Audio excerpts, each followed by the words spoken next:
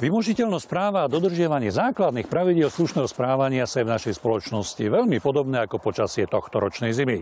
Sichravé, ponuré, namiesto čistého snehu máme blato a predlho čakáme na silný mráz, ktorý by spálil školcov na stromoch.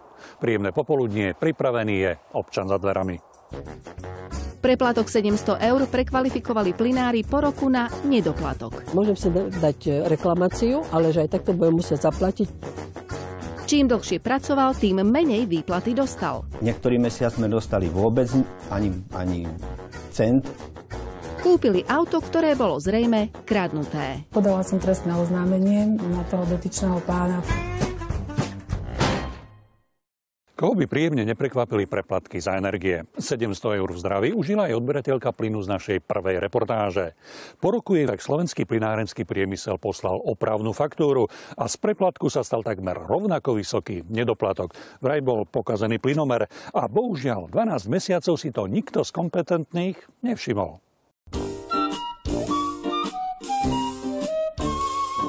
Zmenila som dodávateľa. Bolo treba potom nahlásiť aj RVčke, aj plynárom stav plynomeru. A tak som zistila, že plynomer nám stojí. A potom som to bola nahlásiť plynárom. My takýto záznam v našich systémoch nemáme. My sme na to prišli v podstate pri tom, keď sa robili cyklické odpočty. U tejto pani z Popradu sa robí cyklický odpočet v polovici novembra, presnejšie 18.11. každý rok. V tom čase už bola pani Sečková takmer 3 týždne zákazníčkou nového dodávateľa. Napokon aj vyúčtovacia faktúra od pôvodného dodávateľa SPP bola k dňu ukončenia zmluvného vzťahu a nie k dňu pravidelného odpočtu ako roky predtým. Tak kto a kedy objavil chybu na plynomere? Plynári mi vymenili plynomer a prišla mi opravná faktúra, ale za rok 2012.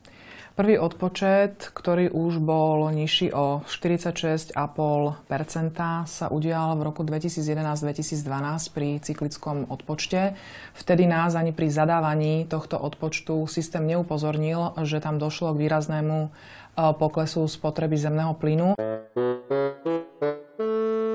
Tak sme išli ku plynárom nahlásiť to, že prečo nám to opravili za minulý rok, za rok 2012, keď nám sa netočil plynomer v roku 2013. A tam mi povedali na plynárniach, že môžem si dať reklamáciu, ale že aj takto budem musieť zaplatiť, pretože oni mi poslali, že to je správne urobené, že mi minulý rok veľa vratili. Že už vtedy som sa mala o to zaujímať. A že predtým som mala odber kolo 3000 kubíkov a že teraz ja som si to mala všimať, že tam mám len 1710 kubíkov, hej. Ale tak koho to napadne, hej, že tak keď mi toľko odmerali, plynomer išiel, tak ja som si myslela, že je to v poriadku. Nikdy som s nimi nemala problém, hej, doteraz, až teraz. Takže z preplatku sa stal nedoplatok? Áno, nedoplatok. A ten preplatok musím vrátiť teraz plynáru. Na základe čoho ste potom tú faktúru opravili? Pokiaľ nemá prevádzkovateľ distribučnej siete k dispozícii relevantné údaje z určeného meradla, teda z plynomeru, ktorý má odberateľka doma na tom mieste nainštalované, tak postupujeme v súlade so zákonom o energetike a spotrebu doúčtovávame na základe typového diagramu dodávky, čo je metóda, ktorá je schválená Úradom pre reguláciu sieťových odvetví. Možno sa pýtate, v akom vzťahu som ja, spotrebiteľ, so spoločnosťou SPP Distribúcia, veď s ňou nemám žiadnu zmluvu. Celý trh je organizovaný tak, že distribútor, respektíve prevádzkovateľ distribučnej siete robí tzv. Cyklický odpočet. To znamená, že ku každému zákazníkovi raz za rok dôjde odpočtár, ktorý urobí fyzický odpočet, čiže zistí presné číslo, aká spotreba na danom meradle je. Keď niekedy ešte robili ich pracovníci, tak tu jedna pani robila na plynárniach a ona vždycky prišla a zazvonila, povedala, prišla som odpísať stav plynomeru, vyšli sme vonku, ona odpísala plynomer, my sme si zapísali, ale bola tu fyzicky, hej, vedeli sme, že boli odpisovať plyn. Ale teraz, jak už to urobili tak, že tá externá firma im chodila robiť tie odpočty, tak odvtedy sme nevideli nikoho nikdy. Tak ja keby som prišla, keď som bola pracovníčka a prídem a vidím, že stále je ten istý stav, tak určite by som to nahlasila na plynárniach.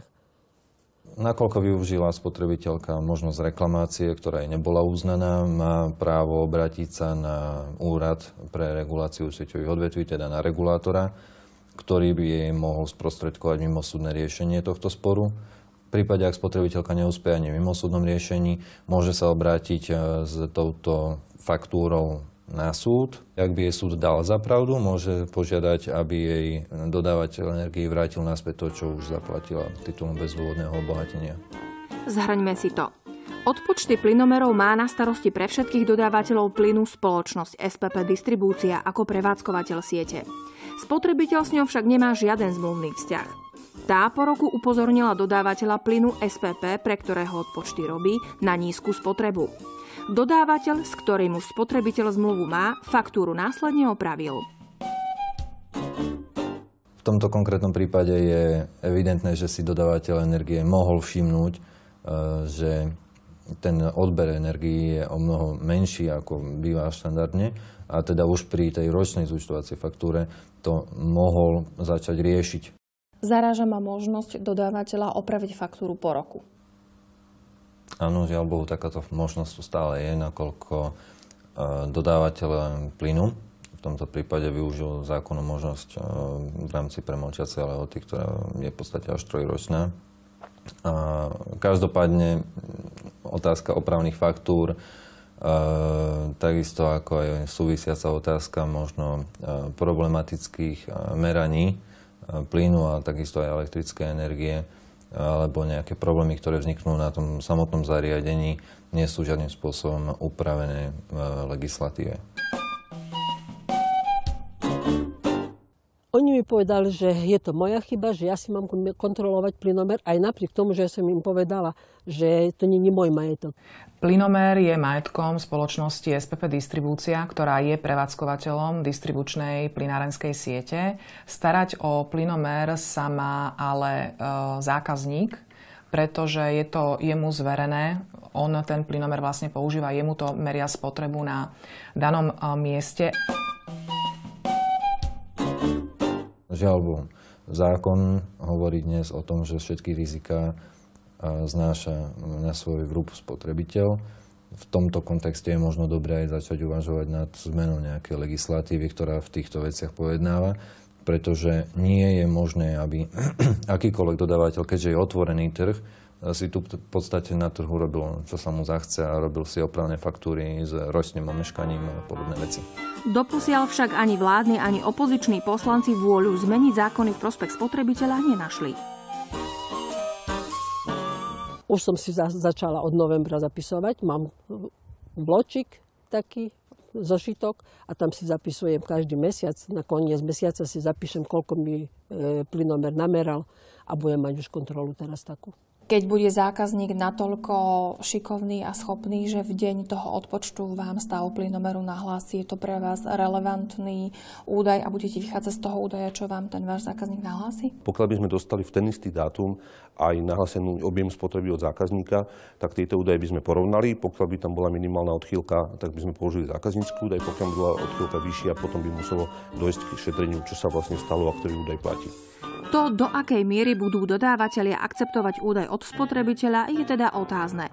A rovnako je otázne, ako budú odpočtári zisťovať skutočný stav plynomeru aj u pani Sečkovej. Hoci je plynomer nový a dostupný rovno z ulice, pri výmene jeho majstri namontovali tak, že nevidno na číselník. Kedysi v slušných obchodných vzťahoch býval pánom zákazník. Monopoly s ním dnes hrajú mariáž a väčšia berie. Žiaľ, platí to aj pokiaľ ide o zákonnosť a prístup spotrebiteľa k spravodlivosti.